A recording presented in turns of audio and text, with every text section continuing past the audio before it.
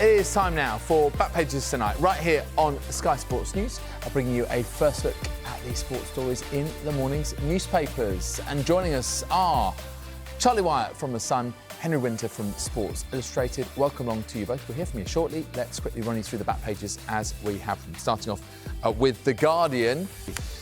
Picture of Jared Bowen, who equalised for Nuno Espirito Santo's West Ham United at the Hill Dickinson Stadium as the Monday Night Football finished. Everton 1, West Ham 1. You can see at the bottom there, the biggest one. Returning Mourinho says he's still Chelsea's greatest manager. He says until there's another manager who beats his title, his tally of 3 titles. Also a little bit on the right there, I'm ashamed Watson, that's Tom Watson, absolutely legendary American golfer, slams fans' conduct at Ryder Cup. And also at the top there, Chris Woakes, England's retiring wizard, had many boys' own moments. Back page of the Eye looks like this. There is the picture once again of Jared Bowen scoring the first goal of the Nuno Espirito Santo era at West Ham. Donald ducks questions over his future. There's been big calls for Luke Donald to stay on as Europe's Ryder Cup captain after that victory at Bethpage Black. And this is the back page of the Metro. The Ryder Cup is the headline. McElroy's Minority Report. Dogs abuse unleashed as Europe beat USA was unacceptable. Yeah, there was plenty said about that in the post-Ryder Cup press conference. You can see the photo there. Luke Donald right at the centre. And Enzo Maresca on the visit of Jose Mourinho, his return to Stamford Bridge, hosting Blues legend Jose, a privilege for Maresca as Chelsea take on Mourinho's new side Benfica in the Champions League on Tuesday. Back page of The Sun, I'm still your special one. That is the headline. Mourinho's biggest Blues boss taunt. Jared's new start. Yep, Jared Bowen again. Luke likes it. Alex, interesting line here. Shane Lowry reckons that replacing Luke Donald as Ryder Cup captain will be as daunting as taking over from Sir Alex Ferguson as Manchester United. And, Wayne Rooney saying he has no faith in Ruben Amorim. We'll definitely get to that in a bit as well. Front page of the Telegraph sports section looks like this. Watson ashamed by behaviour of US fans. You can see that. Luke Donald there with the Ryder Cup, having won it not just last time out in Rome, but this time as well in the USA in New York. And finally, Sports Illustrated. This is Henry's piece that he's written on Arsenal, who have a title-winning mentality because of some little clues that Henry spotted in the game and the win over Newcastle at St James's Park. Welcome along to you at home. Welcome along to Charlie and to Henry. OK, well, I'll tell you what, let's start off with Monday Night Football. Everton 1, West Ham 1, the final score there at the Hill Dickinson Stadium.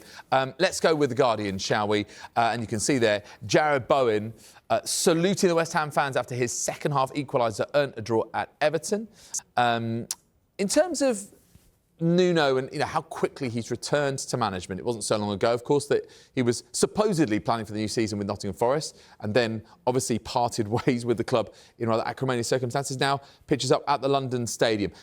Charlie, do we get any early clues from this performance as to how West Ham will change from Graham Potter to Nuno? Well, they'll certainly be a lot more solid. Not that they could really be any less. Decent point for West Ham, as expected. I think he's already made an impact. I thought West Ham did all right. I think to get anything out of Everton that they've been happy with. And I'm not surprised Nuno's bounced straight back into management. He obviously wasn't ready to leave Nottingham Forest. I think it's a sort of a good immediate fit for West Ham. Graham Potter wasn't working, which I think was a real shame. But I can understand why West Ham made that decision. And I think they'll be all right. I think West Ham proved tonight. They've got quality there. I know a lot of West Ham fans have been looking at the table and lots of doom and gloom. And obviously when they're struggling, the stadium, the complaints about the stadium all come out again, don't they? And of course, these West Ham fans that made the long journey up to Merseyside tonight will have probably gone in the away end, I'm sure, and been in this sort of fabulous new stadium and been saying, well, why can't we have a ground like that? But they've got a manager, at least, that will sort them out and take them away from the bottom three. And I've absolutely no doubt that West Ham, even though we've got what Leeds and Sunderland doing pretty well. So they've created a problem, those promoted teams, for some of the other sides. I think West Ham will be fine under Nuno. Henry, Jamie Carragher was saying on the Monday Night Football that he thinks that West Ham have got an upgrade with Nuno replacing Graham Potter. Do you agree with that, or is it just different? Is it comparing apples to oranges? No, I think they have got an upgrade. I think Nuno is a very good coach. You saw what he did at Nottingham Forest. He got two of their players, Selves and Wood, in the PFA Team of the Year. He got them seventh. Okay, they slid a bit, in the Champions League positions, but he got them into Europe for the first time in 29 years. They played well. It was simply a personality issue between him and Marinakis and maybe Edu as well. And you don't talk out against your boss in public. That was sort of naive or provocative of Nuno. But I think it was a pity he's left them. I mean, Ange has not exactly got them firing on all cylinders since then. I'm sure Ange will be fine there because Forest have got some exceptional players. But look, he's gone in, and as Charlie said, he organised them. They were 4-1, 4-1. They were solid pretty much when they got back into the game. They showed a bit of belief, a bit of fight. I mean, they were always going to have a sort of threat down the flank. Somerville was excellent. I think he was man of the match. Andy Hinchcliffe made him man of the match, and Bowen on the right as well, cutting in and scoring that goal. So they've got flair players. They've got Paquetá obviously centrally. They need to keep their centre forwards fit, but the defence had a wobbly start. Keane got a very good goal for Everton from a terrific ball in from Ghana. But, they did look a little bit more composed, a little bit more resilient, and absolutely up for the fight. And it was interesting what one or two of the West Ham fans were saying afterwards, judging by the forums, is that they like to see a manager who got emotional when the team scored and they celebrated and just showing showing a bit of a passion, which I think transmits a message to players, transmits a message to fans. The fans were also still, I mean, Charlie's right, they were still protesting against the board in the middle of the half. Their antipathy towards Sullivan and Brady is not going to sort of go overnight. But in terms of on the pitch, absolutely, it's a definite upgrade. I just wonder also, in terms of, we've got the picture of Jarrod Bowen, both in the Guardian and in the Eye, in fact. Forward earns a point in the first game as West Ham boss. We've seen before, Charlie, that there is so much structure in Nuno Espirito Santo's side. If you look at that Nottingham Forest team, when it was sort of at its maximum, you had Elliot Anderson, Morgan Gibbs-White, Anthony Langer, Chris Wood. It was always around those players. How pivotal is the relationship that Nuno will have with Bowen? I think it's really important, and I have no doubts that it will be a really good relationship because, Bowen is a tremendous player. I'd like to see him more for England, to be honest, because he's a match winner. He's a match winner at Premier League level tonight. I know we got a bit lucky with the deflection, but Jordan Pickford, you can't certainly blame him for that. But it was still a good strike because Bowen's a fantastic player. He's an exciting player, and I'm sure Nuno is really looking forward to working with him. And as Henry said, Somerville was also outstanding, and he has flattered to deceive since arriving from Leeds. So another great opportunity for him to flourish under an outstanding coach, which West Ham have definitely got. OK, let's move on, shall we, to Jose Mourinho, who is back at Stamford Bridge with Benfica. I see the wry smile on your face, Henry. I'm going to go straight to you first. I'm still your special one. And in fact, biggest Blues boss. I'm the biggest one because he won 3 Premier League titles while at Chelsea and says, well, unless anyone beats that, I'm still the man. But was there a bit of charm with that as opposed to the kind of, I suppose, sometimes quite arrogant and grumpy Jose Mourinho we've seen at times over the last decade or so? Well, I think the English media have always loved Jose because, I mean, look at Charlie's back page, look at everyone's back page. I mean, he is absolute box office. And just listening to the questions today, there was a lot of sort of affection for Jose coming back. I mean, there's not a lot that's predictable in football, but Jose being back and on the back pages, I'm still your special one. I mean, he is saying that to the Chelsea fans in terms of, was it 320 odd games? 2/3 of them, I think, were wins and 3 titles, obviously, in 2 stints there. there's no one who can match that record. So, I mean, he's outstanding. He's fun, but I still think that headline is partly to the English media. I'm still your special one. Your heart is still beating when Jose turns up, because he is, he's great value. But I think you find, he's not the Jose of before. You see him, he's sort of slightly slid down the leagues. Obviously, he's going back to Portugal. I always thought he'd go back to Portugal to be the national coach manager, but this role came up at Benfica, and he's got unfinished business there. He sort of left having made a good impression, and then there was a falling out, I think, with the president, unlike Jose, and there he is, sort of back there again. And whether it's celebrations down the touchline, whether it's climbing in kit skips or whatever, he's still a headline act. Yeah, that for sure. Yeah, box office. Can you see him in any kind of future scenario back at Chelsea, Charlie? Would fans have him back yet again, or do you think that ship has sailed? I don't think so. I mean, he'll get a warm reception again tomorrow. I mean, it's not always been like that. And there was periods when, he was a bit hostile and he said a few silly things. And he's obviously gone back there with United and Spurs and Inter, but he'll get a warm reception. I still think he'll end up managing in the Premier League again at some stage, probably London. And when I saw that, he was leaving Turkey, thought, well, could he end up at somewhere like West Ham? And I agree with Henry. I thought at some stage he's going to be the Portuguese national manager.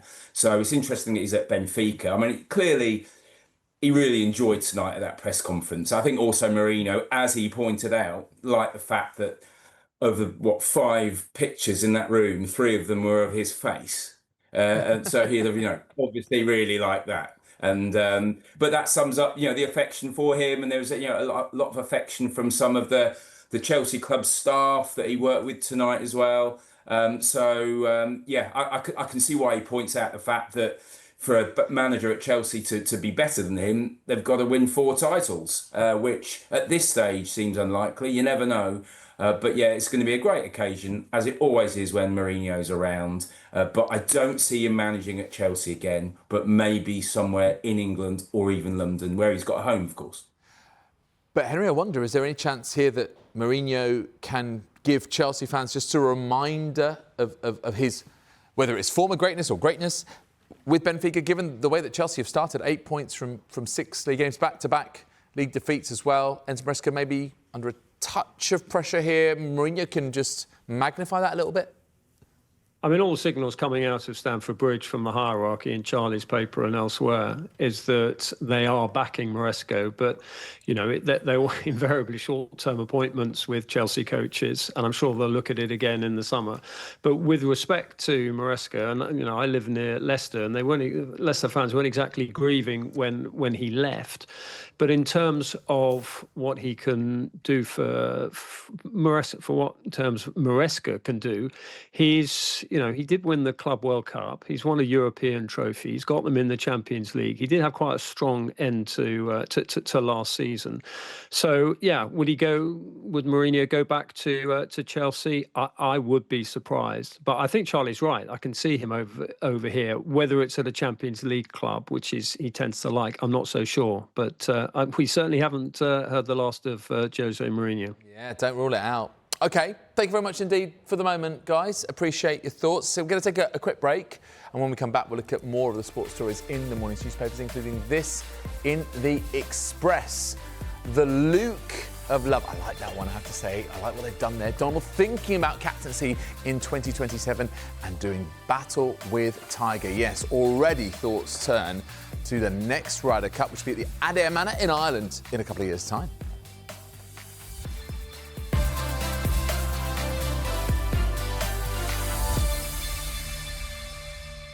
You are watching Back Pages tonight. Welcome back to you at home. Welcome back to Charlie White from The Sun, Henry Winter from Sports Illustrated. OK, gents, we're going to take a little look in at The Star, and their back page is an interesting headline. What the Foxtrot? Arteta calls in the RAF to give his guns title edge. Yes, mixed madcap fighter pilot mission They've gone deep on the on the kind of military language and the analogy here. Okay, so let's just explain this story. Felix Keith has gone there. Mikel Arteta will enlist the help of the RAF as he bids to keep his Gunners flying high in the Prem. Listen, Charlie, I'll come to you on this one. I guess there are always creative ways of trying to find that little psychological edge, that preparation, the marginal gains, all that kind of stuff. What do you think of this one? Do you think it is a little bit Oscar Tango Tango? Look, Mikel Arteta's always looked to get that extra edge and looked to freshen things up. And we've had it when he had a team of pickpockets going around removing items from his unsuspecting players, and we've had light bulbs and all sorts, haven't we, from him? This is an interesting one. He spoke at a sort of leader summit, Lead Better, Live Better, in London early this month. I first saw it, Jason Burt from The Telegraph wrote it, first of all, certainly when I saw it. And he's saying, in terms of you communicating under pressure, well, fighter pilots know how to do that when they're talking to each other, and it's just a few words to communicate. And so he's basically saying, we're going to try and get a few of them in and talk to a few of the players. So it's an interesting one. I'm always open to stuff like that. I think it's really interesting, and I like the fact when managers are up for these different things. I know some people roll their eyes, don't they? But I think it's if it works for Arteta and it works for the players, obviously. The key issue is that Arsenal need to start winning something under Mikel Arteta again. I mean, is it a bit of a change of tack for when they brought in a chocolate Labrador by the name of Win to sort of improve, the team morale and foster a bit more of a sort of family atmosphere? The club's therapy and training ground dog, I believe, is her official title. But how does this tally, Henry, with what you've written for Sports Illustrated in terms of Arsenal and that sort of, that toughness in every sense? And will the RAF just, I suppose, help that a little bit? Well, first, I think the key thing is that, the RAF do have a rather important day job, and I'm sure they'll be focusing on that. I think this is nothing new in football. I mean, Howard Webb at PGMO brought in BA pilots and I think air traffic control to work with the VAR officials, basically of clarity and brevity of communication under pressure. And I think that makes a lot of sense. So, in terms of the mentality at Arsenal, I think what we saw in the last few minutes of St James's Park, I was watching it on the television, and there was a sort of resilience there. They weren't happy with the equaliser. They wanted to go for the win. Obviously, they got this set piece threat. Was it 46 goals from corners, set pieces in 25 months? They know they've got that threat, but they seem to have a little bit more belief. Maybe it was Nketiah's goal for Palace against Liverpool lifted them a bit. Maybe it's the fact that Newcastle sat off a bit, but they've got a strong squad now. They've got a strong mentality. So all I did was just sort of go back through Arsenal's title-winning teams and just sort of pick out the players that sort of, the tough characters, whether it was a Vieira and Adams, going back to sort of, Story and going back to the 30s, which I wasn't quite covering then, but Wilf Copping and players like that who just finished games, title-winning games, with broken bones in their bodies because they were so determined to get Arsenal over the line. So we can talk about tactics, we can talk about XGs and everything, but so much of this is down to belief. And I'm not saying Arsenal are going to win the title. I still think Liverpool will, but there's obviously that belief and a bit more mental resilience in them, and I think that's embodied by Declan Rice. Yeah, I would say that he is such a fulcrum to that team in so many ways. Runs the team. His mentality is kind of so evident. Manchester United, never far from the headlines. So let's go to your paper, Charlie, The Sun. And on the left-hand side, there's two angles on this. Let's go for the kind of more straightforward one, and that is former player weighs in on Manchester United shock horror, and that is Wayne Rooney on this occasion. United in ruins. He says he has no faith that Ruben Amorim can fix a broken club whose players don't deserve to wear the shirt. Rooney's spoken about this before, as has Gary Neville, as has Roy Keane. What's the change up here? Do you sense that there's any new real line, or is it just wash, rinse, repeat? I think it is the most brutal line, certainly from Wayne Rooney. I mean, he's given Amorim a real proper kicking, to be honest. Really has stuck the knife in. And bearing in mind he's got a couple of his kids at the club as well. So he's obviously concerned about what's happening. Jamie Carragher on Sky as well spoken tonight how he feels it's we're getting towards the end of Amorim's very short spell as manager. It seems that way, and ultimately, I don't think there's any football fan that was even surprised that Manchester United lost at Brentford. And that shows you where they are.